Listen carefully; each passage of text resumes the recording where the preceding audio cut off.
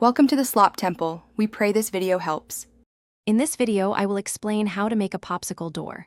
First, gather your materials, including a large quantity of popsicle sticks, strong craft glue, and a flat, sturdy base. You'll also need a ruler and a craft knife for precise cuts.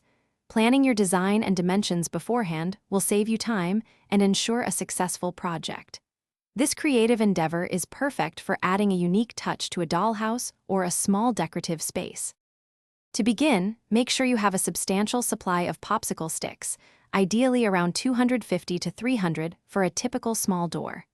A high-quality wood glue or strong craft glue is essential for durability. You'll also want a cutting mat, a craft knife, and a ruler to ensure all your cuts are straight and accurate. Don't forget a pencil for marking and some sandpaper for smoothing edges. Start by laying out your popsicle sticks to form the main structure of your door. You can create a solid panel or a framed design. Apply a small amount of glue to each stick, pressing firmly into place. Work in sections, allowing each part to dry thoroughly before adding more sticks. This layered approach ensures strength and prevents the structure from warping. Patience is key for a sturdy build.